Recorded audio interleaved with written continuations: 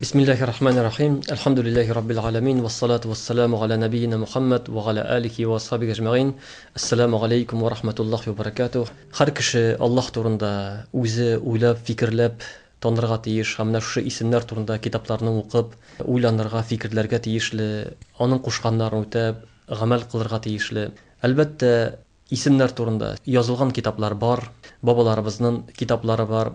Ләкин алар күбрәк кыскача гына рәвештә исемнәрне генә әйтеп, шул исемне ятласан, Пәйгамбәребезнең хадисенә тәнгәл килеп инде, кемдәген кем 99 исемне ятласа, яки өйрәнсә, белсә, шул кеше җәннәткә керер дигән хадискә таянып, халык шундый рәвештә ятларга тырышкан, һәм бу әлхәмдүлилләh күркәм, яхшы әйбер. Ләкин без инде шушы тапшыруларыбызда ятлау белән генә шикләнмичә, менә кайбер безнең радио тыңлаучыларыбыз язып тагын бара, шушы форсат белән файдаланып, яңадан дагын Аллаһ Раббыбыз турында сөйлисем килә, аның исемнәре турында сөйләүебезне дәвам итәсем килә. Аллаһ Тәгалә хәерле тырышлыкларын бирсә иде. Хөрмәтле радио тыңлаучылар, менә без бүген яңадан Аллаһ Раббыбызның ике исеменә тукталасыбыз килә. Беренчесе Әл-Мухаймин, икенчесе Әл-Газиз. Әл-Мухаймин. Аллаһ Тәгалә аны Коръән Кәримдә бер урында гына атады. Шул безнең Хашр сүрәсендә Хуаллаһу аллази ла илаха иллаһу әл-Малик, әл-Куддус, әс-Салам, Әл-Муъмин, Әл-Мухаймин. Менә без инде Әл-Маликкә тукталдык, исемен сөйләдек. Әл-Малик, Әл-Муъмингә тукталдык, Әл-Куддускә тукталдык, Әс-Салам исеменә тукталдык. Менә хәзер бүген Алла бирсә Әл-Мухаймин исеме һәм Әл-Газиз исеменә тукталасыбыз килә. Әл-Мухаймин гарәп телендә галимнәр төрле мәгънәгә бик чөнки шундый сүз төрлечә мәгънә бирделәр. Кайберләре әйтте, ул исем имин итүче яки бөтен нишкәлекләрне белүчене аңлата дигән исем биреп әйттеләр. Галимнәрнең сүзләрен җыеп Аллаһка кагылышлы исем дип әйткәндә, аны кыскача әйтеп була, барлык нишкәлек серләрне белеп торучы зат. Әл-Мухаймин. Ягъни безнең күңелебездә нәрсә? Без нәрсә уйлыйбыз? Без нәрсә фикерлибез? Нәрсә эшләргә телибез? Начарлыкмы, яманлыкмы? Аны Аллаһ белүче. Шул ук вакытта ул аны саклый дагын. Ягъни ул безнең гамәлләребез сакланып бара. Алар югалмый. Изгелек булсын, яманлык булсын, кыямәт көнендә һәрбер гамәлебез өчен җавап бирәсебез. Әл-Мухаймин мәгънәсе шушыны аңлата. Әйткәнемчә, Коръән Кәримдә Әл-Хашр сүрәсендә зикр ителде. Аннары Аллаһ Тәгалә Коръәнне атады Әл-Мухаймин дип. Ике урында килде ул үзен Әл-Мухаймин диде һәм Коръәнне Мухайминен галей башка китапларга артык булган бөек китап дип Коръән Кәримне Аллаһ Тәгалә атады. Менә алдагы ингән китаплардан ул артыграк булды. Шул ук вакытта кайбер галимнәр әйтә, ягъни хөкемен бетерүче дип тә генә әйтә. Мәсәлән, без бит инде мусульманнар беләбез, без Аллаһның ингән китапларына, изге китапларга иман китерәбез. Таурат, Забур, Инҗил, мәсәлән, Таурат Муса галейһиссәламгә инде, Забур Дауд галейһиссәламгә, Инҗил Гайса галейһиссәламгә инде. Аларга иман китерәбез. Ләкин алар буенча гамәл кылмыйбыз. Чөнки Коръән мухаймин булды, ягъни алардан үстен булды. Инде без иман китергә тиешле һәм гамәл кылырга тиешле китап ул да булса Коръән Кәрим булып тора безнең өчен. Аллаһның хикмәте белән Аллаһ Тәгалә шушы камиллек шариат дип әйткәндә менә тукталып алыйк бер әйбергә. Пәйгамбәрбез саллаллаһу алейхи ва саллям әйтте, барлык пәйгамбәрләр әтиләре бер, әниләре төрлечә дип әйтте. Мәсәлән, бер иратның берничә хатыны булса, балалары күп була. Шулай бит инде. Ләкин балалары бер әтидән, әниләре төрле. Бөтен пәйгамбәрләрнең дәген дине бер, ягъни асылы бер, Аллаһтан башка гыйбадат кылырга лаеклы зат юк. Ла илаха иллаллаһка чакырдылар, Аллаһка гына гыйбадат кылырга чакырдылар, ләкин шаригатлары аерылды. Мәсәлән, Адам галейһиссәламдә аерым хөкемнәр бар иде. Анда, мәсәлән, Хава анабыз бер курсакта ике бала иде, бер малай, бер кыз туа иде. Һәм бер курсактан туганы икенче курсактагы, мәсәлән, малай кызга өйләнде, кыз малайга өйләнде, шулай итеп никахлашып килделәр. Хәзерге бездә ул ярамый. Якын туганнар белән никахлашу ярамый мисал өчен. Шул ук вакытта Юсуф галейһиссәлам вакытында мәсәлән сәҗдә кылу бар иде. Хөрмәт йөзеннән булса дагын Юсуфка әтиләре, әниләре, абыйлары сәҗдә кылдылар. Бездә ярамый. Пәйгамбәрбез әйтте, әгәр дәгән мин ди рөхсәт итсәм, хатын ирне сәҗдә кылыр иде дип әйтә. Ире изгелек эшләсә инде.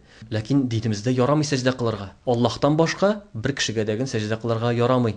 Шулай ук, мәсәлән, Муса галейһиссәлам кавымында нәҗес тисә киемгә, ул киемне юып кына бетереп булмый иде. Аны инде кисеп атырга кирәк иде. bu qotlıq idi. Şuna görə Allah Teala Qur'anda da gene atay. Muhammed peygamber kildi, ham şu ağırlıklarını jingileytip kildi. Ham ul jingileyip kildi. Mesela Gaysa aleyhisselam Musa kavmine kildi, Bani İsrail'ge ul da jingillik bilen kildi. Muhammed peygamberimizin şeriatı dağıdağın jingileytti. Ham bu indi mine bu indi 1500 yıl ötті, milyardlagan halk yaşay, bu hazırgı künge yaraklı şeriat bulup tura. Onda jingillik, yani necis deyse yuvup alasın, namaz okurga tilesen, türlü şirde namaz okuy alasın. Başka şeriatlarda yok idi mesela, fakat şirkevdegine okurga tiyişiydin. Başka şirde namaz okurga yaramaydı.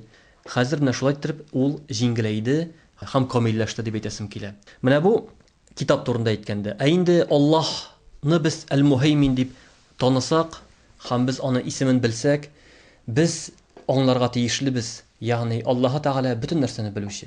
Ham bütün narsani esda qoldiruvchi, ham saqlovchi. Qiyomat kunida bizning amallarimiz Allah qarshında saqlana, ham şunun turunda Allah hisob qilajak. Bir vaqtda Peygamberimiz sallallohu alayhi ve sellem bir hadisinde zikr etdi. Mana ot için şunu halik sadaqa, bunun için şunu halik sadaqa savab deb aytgach, İşekler için dip de bu türlü vak ayberler turunda sırayı başlagaç sahabeler Peygamberimiz sallallahu aleyhi ve sellem bir ayetini okup görsetti Allah'a. فَمَنْ يَعْمَلْ مِثْقَالَ ذَرَّةٍ خَيْرًا يَرَى وَمَنْ يَعْمَلْ مِثْقَالَ ذَرَّةٍ شَرًّا يَرَى. Hammanda bütünüz açıklangan dedi. Kim degen kim? Tozan bir tüy halik izgilik işlese, ulanı ko'rashak. Kim degen kim? Tozan bir tüy halik yamanlık işlese, ulanı ko'rashak dedi. Yani nindigine izgilik işlesen, bil ol yuğalmay. Ana Allah saqlaysın. Nindigine izgilik bulsun o. Hatta yoldan bir taşını alıp taşlıysanmı? Bir qartqa yardım etesinmi? Birer kişini yolda basıp tura şunu akşasızlığına Allah rizalığı için birer yerge iltip qo'yasınmı? Bular barысы da izgilik, ham bular birsi degen yuğalmay. Şuluq vaqtda yamanlık dagın, agar da tövbe etilmese, olar dagın yuğalmay. Yamanlığın içindegin cevap tartırga, azir bulurga tiyişlibiz. Allah'ın şuşu ismi biz unutmasqa tiyişlibiz. Har birimiz amalimiz yazıla, işimizde bulgan fikirlerimizni Allah bilip duruşu. Lakin aytib ketasim kile, qoy bir vaqtda kişinin noşar oylar kile, noşar fikirler kile, ulanı için cevaplı mı? Peygamberimiz sallallahu aleyhi ve sellem aytdi, Allah jazaga tortmay, hatta ul söylegençe yoki ishlagancha deydi. Ali noşar fikirgina kilu, ali ul gunohli bo'lgan degan so'z tugul. Lakin endi onu aytsan yoki ishlasan sen gunohli bo'lasan. Şuna ko'ra fikir kelganda onu bitirga tirishishga kerak. Auzu billahi mineşşeytanirracim. Ya Rabbim bu noşar fikirlerini bitir deb Allohga sig'inirga kerak. Aroq ichmaydigan kishi misol uchun. Ko'pmidir tiyilib tura, anlari işe başlay. Tıyılıp turgan vaqtda ol bir qachon kesak işe başlamay. Onlar şeytan vesvese ite, kerak şerge, kerak bir oy fikir tuva başında anları şöylep qana bir münasebet bola gidip bara. Günahlar şunday, Allah Teala la tattabi'u khutuvati şeytan dedi. Şeytanın adımlarına yermegiz dedi. Şeytan kişiga bir qachon dag'in zina qil, kishi o'tir, oraqi ish yoki boshqa turli buzuqlik ishlar deb kelmay. Lakin u odam bilan keladi. Masalan, misol uchun, shit xotin bilan aralashuv bizda tiyilgan. Hukumat ishida ishlaylar endi. Lakin ul onda saqlanirga tegish adab. Shoma degan narsa, masalan, tiyilgan bir bo'lmada ikkovgina qoluv masalan endimi? Chunki payg'ambar aytdi, bir bo'lmada er bilan xotin bir shit er xotin bir o'zi qolsa, ya'ni butun bir kishi orasida qolmasa, endi shayton uchinchi bo'lar dedi. Shayton turli o'ylar keltira, turli vasvasalar sola, endi haromga dag'in yiroq qolmay. Lekin vaqtda xalq shishlik bilan tilmirsa, erlar ishib qayta shu problema edi, lakin xiyonat azidi. Hozirgi oilalarimiz bizning shu xiyonat bilan tilmira. Erlar xotinlarni xiyonat etadi, xotinlar erlarni xiyonat etadi. Ni uchun? Mana shu ramkalar saqlanma orqasida. Bir qaraganda ishlovgina, ikkinchi qaraganda endi shayton o'zining ishini ishlaydi. Bir qachon dag'in ul aytilmay, ul sening любовницаң bo'la yoki kim bo'la deb aytmay. Lakin joylab qana ul shunga kelib jita, shuning bilan oilalar tarqala, shuning bilan ko'p mufojiali hallar bo'la. Hammaning turunda bizning jamiyatda buni endi söylab bitiradigan ayber tugul endi. Ya'ni aytasim kela, mana bu shayton bir qachon dag'in kishiga gunohni ishla deb aytmay. Lakin joylab qana hatto ulali yaxshilik deb kira. Masalan, sen bitonlar yaxshilik aytasan, yaxshilik сөйлейсің, yaxshilik deb Сине шул харамга, ягъни хәтта кайбер галимнәр әйтә, ул сиңа 99 ишеген ачарга мөмкин яхшылык дип, бер гөнаһка кертер өчен дип әйтә. Кайбер вакытта яхшы ният белән, мәсәлән, бит шундый хәлләр була, күрше тол хатынына ярдәм итәргә керәм дип. Берсе булыша, бу эшенә булыша, яхшы ният. Аннар җайлап кына икесе бергә калалар, утырып чәй ичәләр. Инде күпмедер вакыт үтә, булар инде бергә тора башлыйлар. Хатынны хыянат итә башлый мисал өчен. Менә булар барсы дагын шайтанның гамәлләре, һәм кеше шушы әйберләргә иярмәскә тиеш, тыя белергә тиеш, харамнардан тыйлырга тиеш. Алайса шушы исемдә тукталыйк, шушы мәгънәсендә аль-мухаймин, ләкин яңадан дагын киңрәк мәгънәгә ия булган Хашр сүрәсендәге аятында килгән исемгә тукталыйк, Аль-Азиз. Бу Коръәндә бик күп урында кулланылды. Аль-Азизул Хаким, Аль-Азизул Халим. Хәтта санасак 92 җирдә Аль-Азиз исеме Коръәндә килде. Һәм безнең халыкта әйтергә жаратаны, Газиз Аллам дип әйтәләр, име? Шуны матур иттереп, күңелләрен эшкәртеп, иң жаратып әйтелә торган сүзләрнең берсе бит бу. Ие. Хәтта Абдул-Азиз исеме мәсәлән халыкта бит инде Газизовлар, Абдул-Азиз исемендән алынган, яки Газиз исеме халыкта Газиз дип кенә кушалар мәсәлән. Бу исем мәшһүр исем дип әйтәсем килә. Нинди мәгънә бирә ул? Нинди мәгънәгә ия булган исем? Аның мәгънәсе дәген гарәп телендә киң мәгънәгә ия. Бүйек, көчле, кудрәтле, бер нәрсәдәген аңар зыян сала алмый. Ягъни бүтән нәрсәдән дәген ул көчле, кудрәтле дигән мәгънә бирә.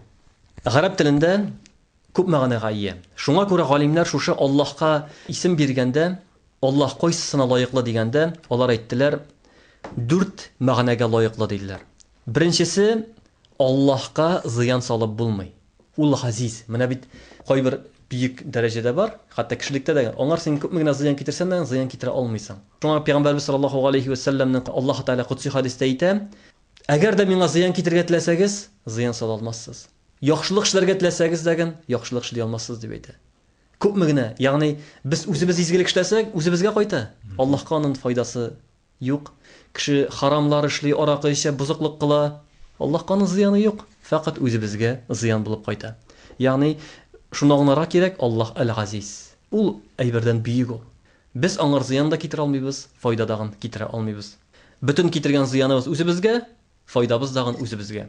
Шулай ук Аль-Азиз көчле, кудрәтле, җиңеп булмый торган зат. Гиззәт мәгънәсендә мәсәлән татар халкында гиззәт, ягъни ул көчле, кудрәтле зат, бийек зат. Ягъни беренчесе мәсәлән аны җиңеп булмый. Икенчесенә фақат менә көчле мәгънәсе.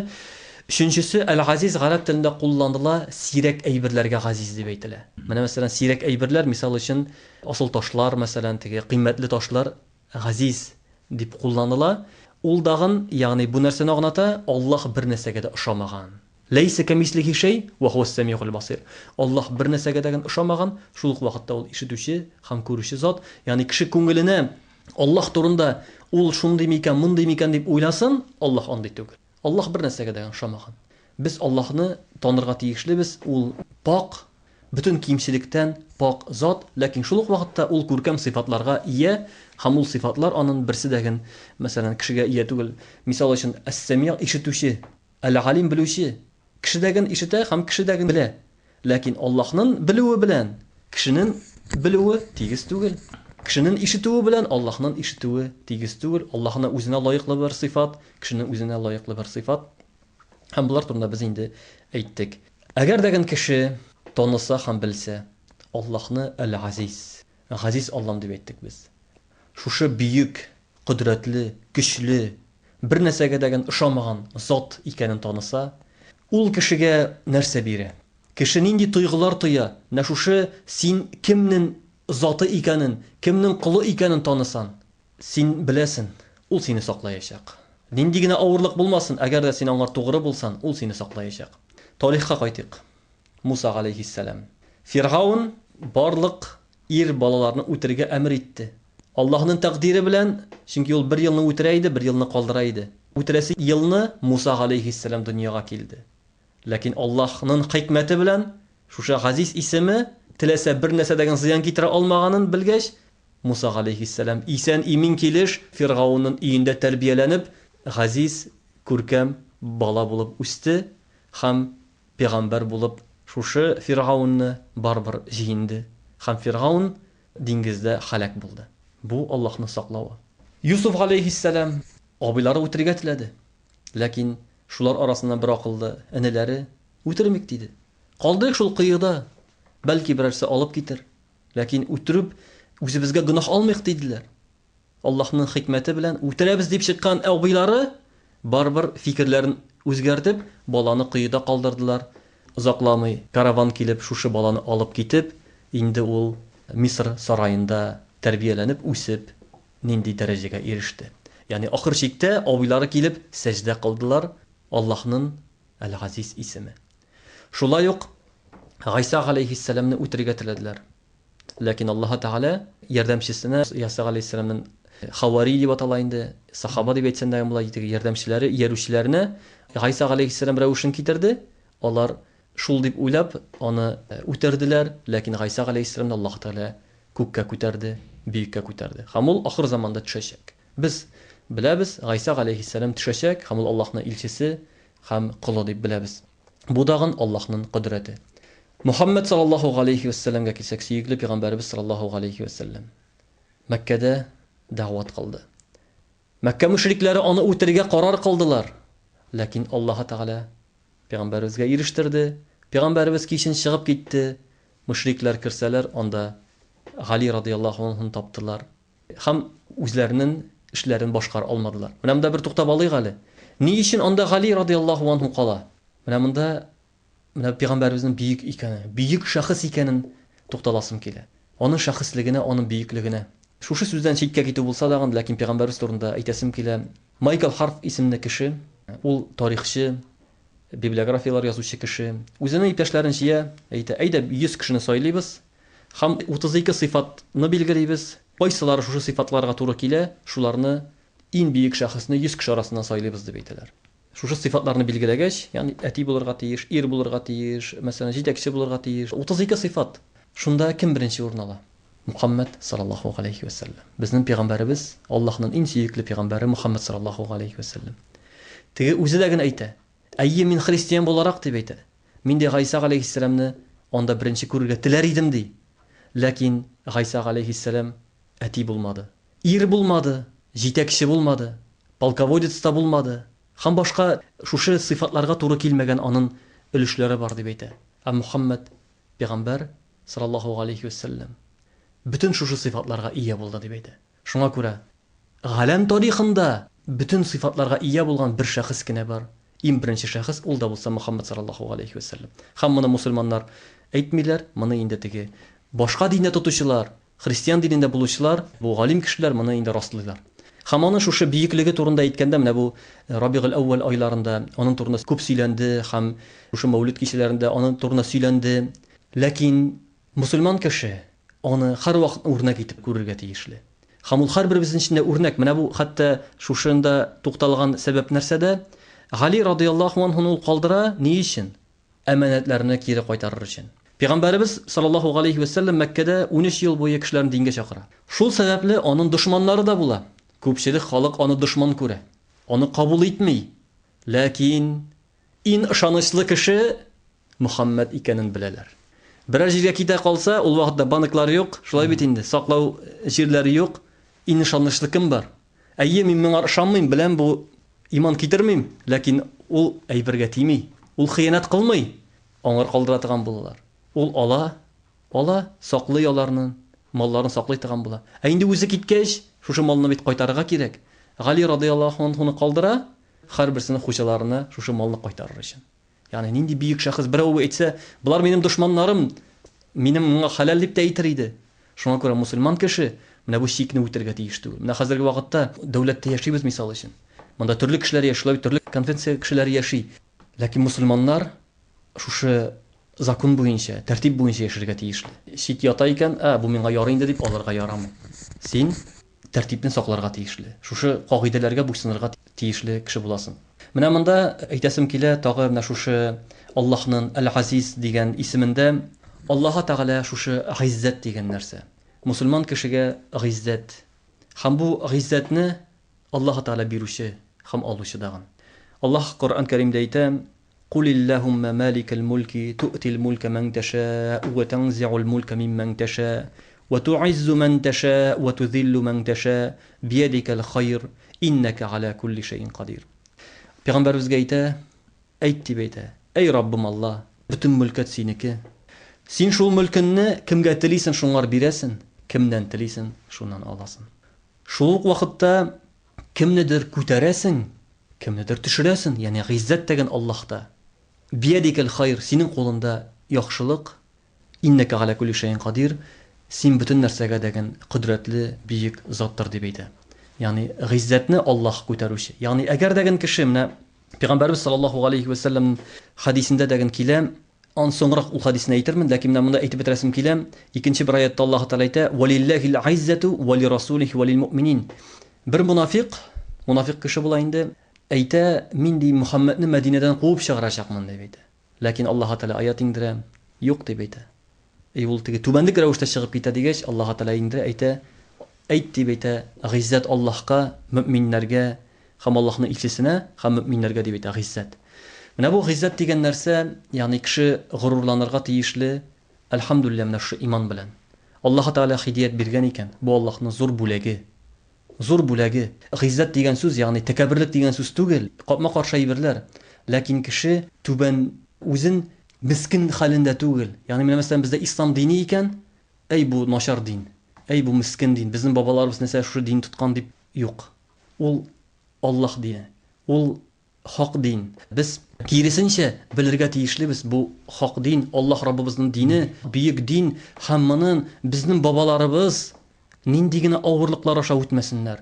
Шушы диннәре өчен, мәсәлән, Болгар дәүләте җимерелә, Казан ханлыгы алына.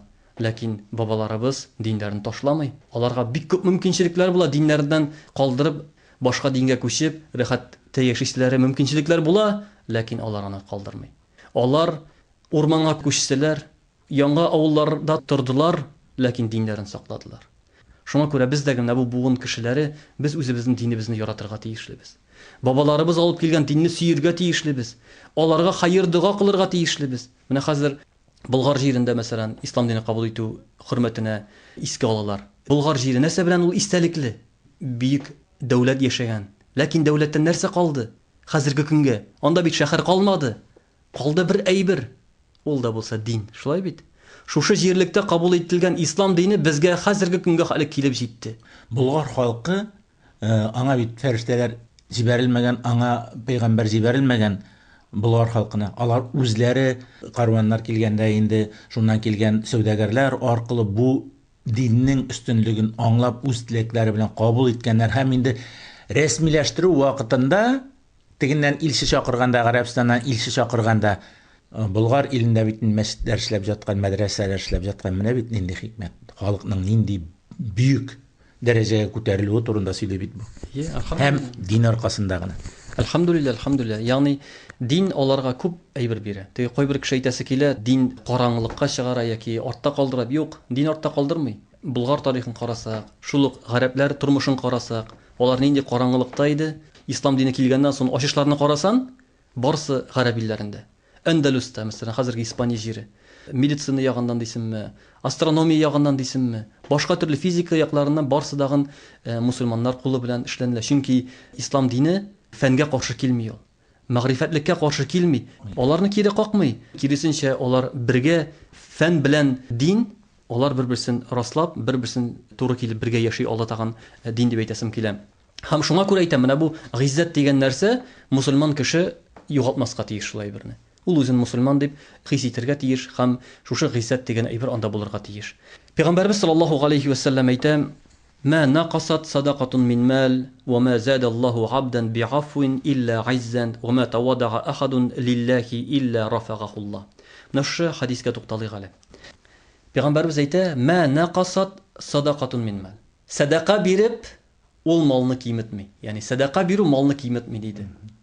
Икенче бер хадисендә Пәйгамбәрбез әйтә: "Онт итәм ди. 3 әйбергә онт итәм ди. Шуның берсе бер кайчандагын садақа бирү малны киметми" диде. Менә кайбер кеше уйлый, ярдәм итсә, садақа бирсә, акчам кими дип, үземә калмый дип. Бу дөрес фикер түгел. Һәм бу Аллаһның законы. Аллаһ Тәгалә әйтә: "Я ибн Адам анфиқ унфиқ алейк." Әй адам баласы, бир биремен. Бир биремен. Хәзерге вакытта ин бай кешене карасак, ин күп хайри эше белән шөгыльләнгән кеше. Иң күп ярдәм иткән кеше. Хәзергә әлхәмдүлилләh шөкер, мал күп, Халыкта акча бар, мал бар, ләкин шул ук вакытта ник безнең ятимнәр бар, ник мохтаҗлар бар. Без алар өчен дә кайгыртырга тиешлебез. Без алар өчен дә башылырга тиешлебез. Ник кайбер кеше генә бай рәхәттә яши, ә калган шушы ук җәмгыять халкы ник начарлыкта яши? Ник без аларга ярдәм итмик? Моны дагын без кайгыртырга тиешлебез. Чөнки алар дагын безнең шикелле кешеләр, алар дагын безнең шикелле Аллаһның бәндәләре. Шуңа менә бу инде иң беренче инде фарыз закат асылды. Закат бирү. Ә закаттан тыш садака бирү, ярдәм итү, булар барсы дагын хәйри эшләре, булар барсы дагын саваплы эшләр булып тора. Шуңа күрә кеше белергә тиеш, садака бер кашан дагын малны киметми. Ул бәлки суммасына караганда кимегән шикелле тоелыр, ләкин күрерсең, икенче көнне Аллаһ Тәала икенче яктан сиңа арттырып бирәчәк. Малын артачак монда һич шиксез, чөнки пәйгамбәрбез аны ант итте һәм Аллаһ аны вәгъдә итте. Алдагы тапшыруда без сөйләдек күңел тынычлыгы турында. Бер бай кеше белән таныштым. Исемен әйтәсем килми инде. Ул дингә баскан, бик бай кешенең малае инде ул, читтә тора хәзер. Шунда гомра хаҗына килгәч, Мәдинәдә утырам ди. Бер кеше миннән акча сорады ди. Мәчет эчендә акча сорап бирмәдем дип әйтә. Бүлмәмә кайткач, кунакханага кайткач, күңелдә шуны хәтлек рәхәтсезлек тойдым дип әйтә. Сорады, бирмәдем. Ник бирмәдем? Күңел тынычлыгы юк. Тырналат. Ник бирмәдем мин моңар? Бар иде бит кисәнә акча. Ник бирмәдем? Бәлки ул мохтаҗдыр, чынлап тагын. Шуннан соң әйтә, икенче көнне чыктым ди, җомга алдыннан иде. Анда кара халык мәсәлән үзегез беләсез инде, теге акча сораучылар бар инде, анда дагын миннән сорый башладылар ди. Кисәдәге күпме акчам бар, бөтенесен дә шуып бетердем дип әйтә. Хәтта кисәмне чыгарып күрсәттем, калмады миндә бер әйбер дә дип әйттем ди. Ләкин күпме акчам бар, шу бөтенесен дә эштем ди. Ләкин минем туйган рәхәтлекне дип әйтә, күңелдәге ләззәтне дип әйтә, бер кайчан да шундый хисне туйган юк иде дип әйтә. Менә бу бай кеше ләззәт таба, кешегә яхшылык эшләде, акчасын бирде, менә шуннан ләззәт таптым дип әйтә. Шуңа күрә менә бу һәрбер әйбер, һәрбер изгелек кешегә яхшылык белән кайта. Ягъни шу изгелектән соң син үзеңгә, әгәр дә син риясыз эшләсән, рия өчен түгел, Аллаһ ризалыгы өчен. Сине бәлки бер кеше дә күрмидер. Эшлә Аллаһ ризалыгы өчен. Изгелек эшлә, мәсәлән, кайбер вакытта кызганычка каршы подъездларда ут сүнә, лампочка гына алыштырырга кирәк. Кайбер вакытта кайбер илләрдә атналар буе торган мөмкин, алыштыручы кеше юк. Шунда бит инде 100гә якын кеше яши бер подъездда. Ник берсе шул анда 10 сумлык лампочканы борып куйсын. Бер авырлыгы юк бит. Ләкин бер кемгә кирәк түгел. Ул бит изгелек. Менә шул лампочка янып тора, кешегә яктыртып тора, сиңа савап килеп тора. Балаларыбызга, кешегә, картлар йөри анда шатанып егылырга мөмкин, теге башкычтан менгәндә, төшкәндә, ягъни изгелек. Кеше шуңар игътибар итми. Бер караганда кичкенә генә, ләкин ислам әйттек, Аллаһ каршында Әл-Мухаймин кичкенә генә әйбердәген югалмый. Һәрбер әйбер Аллаһ каршында хисап һәм монда пәйгамбәребезнең хадисләре күп. Бер кеше, мәсәлән, фахиша хатын сусаган этне күреп, кыйга төшеп, аяк киеменә, читегенә салып, су алып менеп чиртү аркасында Аллаһ Тәгаләнең гөнаһларын кичерә. Бер кеше юлдан агачны алып ташлыйм дип, Аллаһ ризалыгы өчен алып ташлыйм дип алып ташлый, Аллаһ аны җәннәткә кертә. Ягъни кичкенә генә изгелек тәген кешене җәннәткә алып кергән мөмкин. Әлбәттә, бу әйтми намаз укыма дип. Намазны укы. Намазны изгелекне эшлә. Намазны укыганнан соң дип әйтәсем килә. Ләкин ла тахқиранна минал магруфи шай'a. Ягъни изгелектән Пәйгамбәрбез саллаллаһу алейхи ва салламның сүзе әссинмә дип әйтә. Изгелек нинди генә кичкенә булмасын, аны әссинмә ди, эшлә. Эшлә. Бәлки шул изгелек сине җәннәткә алып керер. Менә шушы хадистә тагы Пәйгамбәрбез әйтә: "Ва ма задаллаһу абдан бигафвин илля айззан." Әгәр дәген кеше гафу итсә, Аллаһ ризалыгы гафу итә белсә, Аллаһ Тәгаләне гыйззәтле күтәрә кешеләр йөзендә. Менә мәсәлән, кайбер вакытта син кудрәтең бар ул кешедән үч алырга. Хаклы дагын, ләкин син аны гафу итәсең. Гафу итә алгансың икән. Бу гафу итү түбәнлек түгел, түбәнчелек түгел ул. Әл-гафу Аллаһ гафу итүче. Аллаһ гафу итүче. Һәм бу шул вакытта ул гыйззәт иясе дәген. Әгәр дә син гафу итә белсәң, Аллаһ сине күтәрә. Кешеләр күз алдында син киресенчә күтәреләсең һәм дәрәҗәле буласың. Әгәр дә син гафу итә белсәң. Ә кем гафу итә белми, ул кеше инде заиф, начар йөрәкле кеше. Кичерә белмәгән кеше, авырту йөрәкле кеше. Ул кешене дәваларга кирәк, йөрәген дәваларга кирәк. Чөнки ул кешегә сорау әйтелә. Син кешеләрне гафу итә белмисең, ә Аллаһ сине ничек гафу итсен? Пәйгамбәрбез саллаллаһу алейхи ва салламның бер хадисе бар. Бер кеше була, балаларына әйтә торган була: "Улларым, әҗәткә әйбер бирә торган була, яки кешеләр белән муамилә итә торган була. Әгәр дә кешеләр күрсәгез, кайтара алмасалар, әҗәтләрен түли алмаса, гафу итегез. Гафу итегез дип әйтә торган була. Кыямәт көнендә Аллаһ Тәгалә әйтә: "Мин лаеклырак сине гафу итәргә" дип әйтә. Син бәндәләрне гафу итә белдең, мин сине гафу итәм дип әйтә. Кичерә бел. Әй кеше хаталана, мәкерлек белән, әшәкелек белән эшләгән хата. Әлбәттә аерылы, ләкин күп чакта кеше әшәкелек белән, мәкерлек белән эшләми. Күп чакта дип әйтәсем килә. Күп чакта кеше хаталана, һәм аны гафу итә, кичерә белергә кирәк. Әлбәттә бөтен җирдә гафу итү, мәсәлән, кеше үтерүче, йөзләгән, дистәләгән кеше үтергән кешене гафу итү, әлбәттә ахмаклык. Бу кешене тиешле җәзага тартырга кирәк, ләкин мин гадәти хәл турында әйтәм. Кеше тормышы турында әйтәм. Гафу итә белү, ул киресенчә сине түбәнсетми, бу зәгыйф икән, бу мискин икән дип әйтми. Киресенчә ул сине күтәрә, киресенчә кешеләр каршында син олылы дәрәҗәдә булачаксың, ә иң беренче чиратта Аллаһ каршында шулай булачаксың. Аннары шушы хадистә әйтә: "Ва ма тавадага ахадун лиллаһи илля рафагахуллаһ." Әгәр дәген кеше Аллаһ каршында түбәнчелекле булса, Аллаһ аны күтәрер диде. Түбәнчелекле булу, күркәм холыклы булу, бу күркәм сыйфат. Әрсезлек сыйфаты ул күркәм түгел. Ләкин тыйнак бул, түбәнчелекле бул. Аллаһ сине күтәрәчәк. Аллаһ күтәрсә, кешеләр дәген сине хөрмәт итәчәкләр.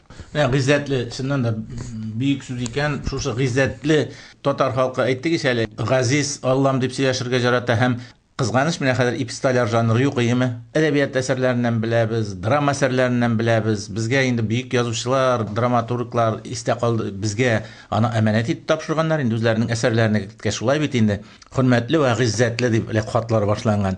Гыйззәтле ва гыйффәтле дип башланган хатлар менә шулар икән беләбез. Шуннан менә нинди бөек исемнәр, нинди бөек сүзләр булган булайбыз, нинди киң мәгънәле һәм кешене аерым бер дәрәҗәгә куеп сөйләшә ала торган нинди матур сүзләр булган. Менә бу исем дип әйткәндә, әйткәнемчә, кайбер сүзләр Аллаһка да әйтелә, кешегә дә әйтелә. Менә бу Газиз, Әл-Газиз Аллаһ исеме. Ләкин шул ук вакытта кешегә дигән Газиз туганым дип, ягъни хөрмәтле, кудрәтле, ягъни минем өчен иң якын кеше дип, мәсәлән, шундый мәгънәдә ия булган исем.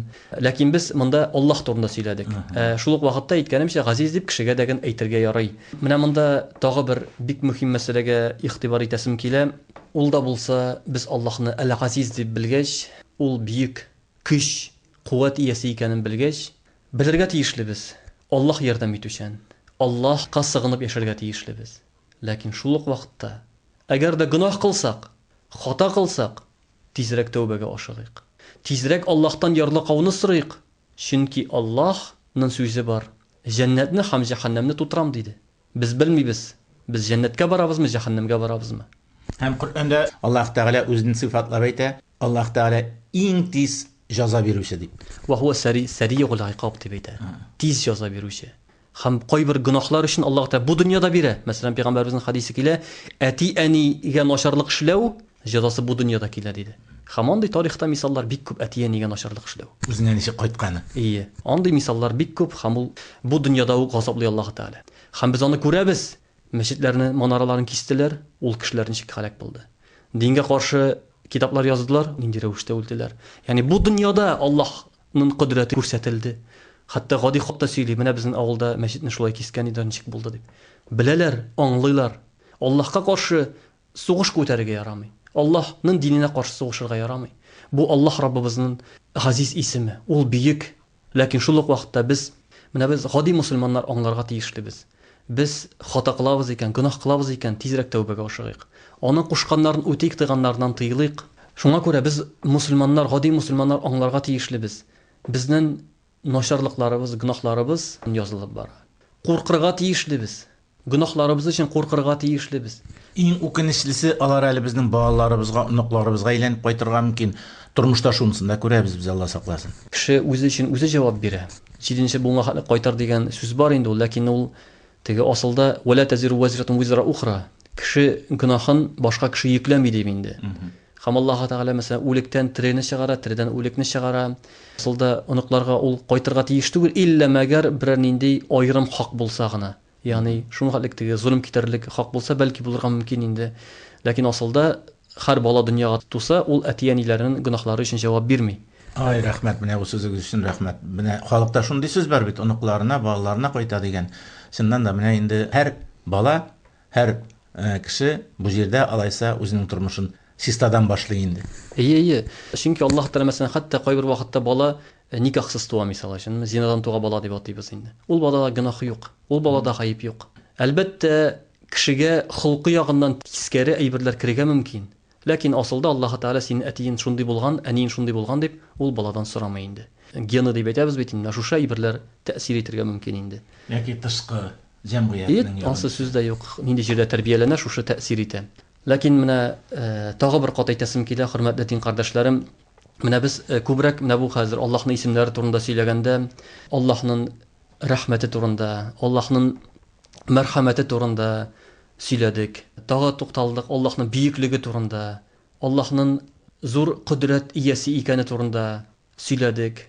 Менә шушы туйгылар безнән китмәскә тиешле. Без Аллаһның куллары, без Аллаһның бәндәләре. Нинди генә начарлык эшләргә теләсән, кешегә кулыңны күтәрәсең икән сугам дип, бел, синнән көчлерәк зат бар. Ул сине, мәсәлән, нахакка мисал өчен, хатыныңа кулыңны күтәрәсең икән, бел, хаксыз булса, Аллаһ синнән көчлерәк. Балага кулыңны күтәрәсең икән, Аллаһ синнән көчлерәк. Башкага зыян салырга кулыңны күтәрәсең икән, бел, Аллаһ синнән көчлерәк. Ул бәлки мискендер, үзе өчен җавап бирә алмыйдыр, ләкин аның Раббысы бар, аның Алласы бар. Ул сине җәзага тартачак. Һәм без әйткәнемчә тарихыбызда андый мисалларны күрәбез. Кулыңны күтәрсән, Аллаһ бу дөньядагы сине инде киресенчә түбәнлеккә төшерергә мөмкин, һәм җәзасын бирергә мөмкин. Шуңа күрә һәр вакытта шушы туйгыны тоеп яшәргә тиешлебез. Белергә тиешлебез. Бийек кудрәт иясе, бийек көч иясе Аллаһ бар. Иң мөһиме шушы бийек илаһи зат безгә кушкан икән әйберләрне үтәргә, фарызларны үтәргә кушкан икән, ник үтәмибез? Ник намазларыбызны укымыйбыз? Ник уразаларыбызны тотмыйбыз? Бу бит Аллаһ Раббыбызның фарызлары. Аллаһ кушты бит аны безгә. Аның хакы. Аның хакы, һәм ул бездән аны таләп итәчәк. Әгәр дә үтәмәсәк, ул безне газапка дагын тартырга хакы бар. Һәм без беребездәген әйтә алмыйбыз, ник син шулай эшләдең дип. Чөнки Аллаһның хакы бар. Чөнки ул аны кушты, һәм ул бездән аны таләп итә. Шуңа күрә хөрмәтле дин кардәшләрем, менә бу Аллаһ Раббыбыз турында сөйләүләребез, Аллаһ Раббыбыз турында дәресләребез әрәмгә китмәсә иде. Менә шушы безнең вагазларыбыз һәрберебезне ittirсә иде изге гамәл кылырга. Һәрберебезне Аллаһка якынаерга, Аллаһның кушканнарын үтәп, тыйганнарыннан тыелып яшәргә ittirсә иде. Һәм biz үзебез иң беренче үзебезнең гаиләбезгә файдалы кешеләр булып, җәмгыятебезгә файдалы булып, тирән якка фақат бездән яхшылык кына таралса иде, яхшылык кына бездән башкаларга күчсә иде, менә шушы безнең вагызларыбыз шуңар юнәлтелгән. Шуңа күрә без Аллаһ турында сөйлибез. Шуңа күрә без Аллаһ Раббыбыз турында